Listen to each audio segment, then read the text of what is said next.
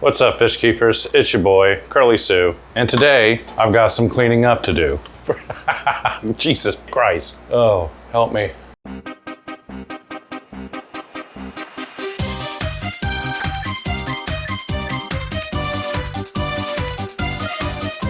It's your boy, Rasputin. What's up, fish keepers? It's your boy, Grizzly Adams. I feel like y'all don't hear from me enough. And you should hear from me. I'm quiet because I'm busy, or I'm going through some kind of existential crisis, either one. But I've got news. I've got new betas. I've got new babies. We've got the shrimp breeding tanks going.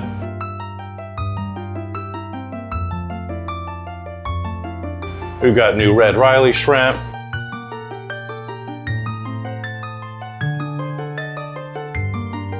Boom, boom. This shelf needs to be cleaned off pronto. I've got all the tanks ready, save for the row of the 2.5 gallons down here. I've been putting this off something fierce, but I think it's time to wrap it on up. I've gotten used to having this space though. I'm looking at this scale. This is where I weigh the fish. Don't forget the fish weigh station. There's no excuse for this heater kind of being slumped over here. This has been here for months and months. However, everything's a little disheveled. We've got clear cups everywhere. I've had pretty big shipping weeks to the point where it pulls me away from YouTube enough that it makes me question where my priorities should be. Should I go all videos or should I keep the shop going? Although I assume people watch the videos for the shop.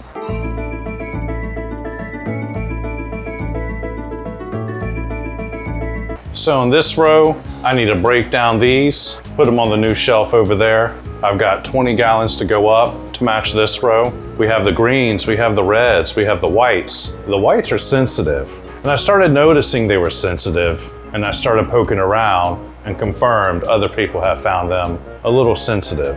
We've got new betas, and they've all came in pretty healthy except this guy. He has a very strange marking on him.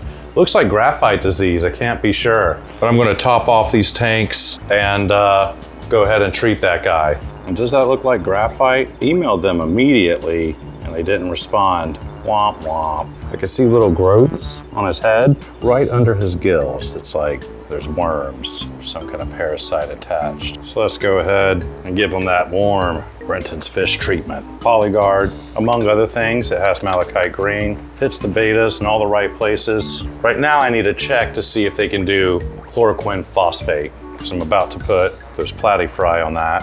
All right, off we go. He's like food? Food of sorts, my friend. Food of sorts.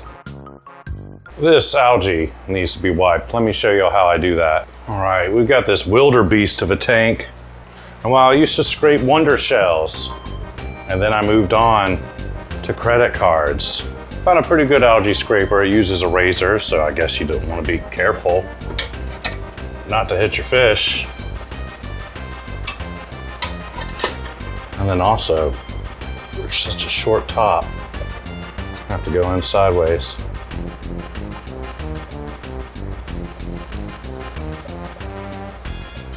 Move, children! Vámonos! I know y'all are laughing at me for the duckweed. But you know, the truth is I keep selling it. That's what fascinates me about fish keeping. It's another man's trash. It's someone else's treasure. One man's tank trash. It's another man's tank treasure. That's true for any hobby, I guess. Now look at that. Hallelujah, we can see the fish. Just in time to kick up a little bit of mulm. The old scraper on a stick. All right, I need to scrape these suckers too. I need to clean up those cups. These are the tanks that kind of depressed me. This is where the angelfish died when I got them in. I reset the tank and it's just been sitting here collecting algae. This has the green shrimp coals in it. Maybe we can work something out. Common guppies in this one. Now ain't this just a barrel of fun? You coming over and watching me clean my gunk. Like when you were a kid and you had to help your friends with their house chores so your friends could come out and play. You didn't have house chores, did you? No. This is the mess in which I don't know who, what, when, where, and how but it's all coming apart. Which means somehow that this procrastination paid off, because now it doesn't even matter.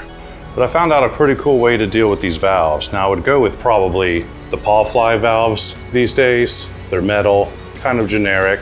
I thought they'd be low quality, but I like them now. But see the way I have this? There's no Velcro, no sticking. It goes through the threads and the holes of the Gladiator shelves, and all of the wires come out of the same hole, and they actually support the gang valve. So that's what I want to change everything to. Pretty nifty, a pretty sleek approach. It'd be even sleeker if I went with these guys from the beginning. Anyways, I drug all the plants from the garage into the fish room. There was a jungle. I've got almost every plant that I can spot in the background of Golden Girls.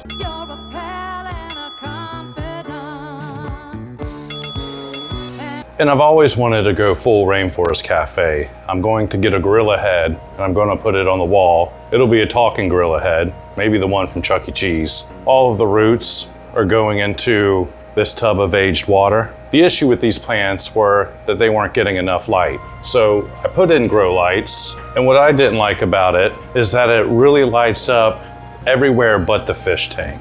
So the fish tanks are kind of like a TV screen. Great, it's cutting off my head the whole time. This miscellaneous light that was used to grow all the plants starts to compete with the fish tank light in a way that I don't like.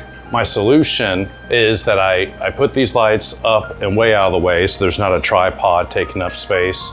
I'm gonna have these lights on a timer, and from 6 a.m. to noon, these lights are gonna power all of the outdoor plants. The Monstera and the Philodendron are still in potted soil. The pothos is flying free, but these guys have tendrils, and when the tendrils touch water, they start sprouting roots, they start cycling the water. I try to get away with letting them live right off of the fish tank. I wanted a plant curtain between me, the light from these fish tanks, and then the computer, because I don't have these low setting fish tank lights anymore.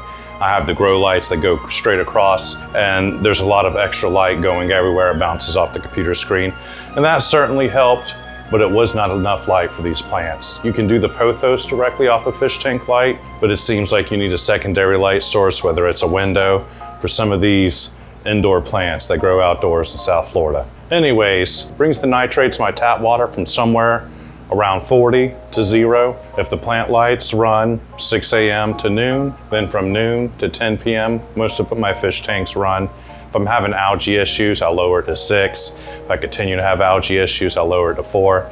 Each one is on its own plug, so I can individually control the schedule on all of them. And then it's just a basic light with the grow light. The cord is going around the fish tank. Could probably make that a little bit more flush. Got another one there. These are the timer plugs that I'm talking about. That's not gonna stay there, obviously. I'm not brave enough to risk it for the biscuit. So this side runs off just a little bit. This piece of wood needs to be recut. I could probably get these 20-gallon highs to replace the 40 gallons down here. They would fit neater on the shelf. And then I'll just get another 90-inch Gladiator shelf and recut the wood. Or I guess I could recut the wood now. I'm not sure which one would be cheaper. I feel like a madman looking at this shelf for as long as I did. And it still makes me nervous because I felt like I could have cut these pieces of wood a little better. They rest pretty flush, but they don't mesh perfectly with the cage under there. So live and learn.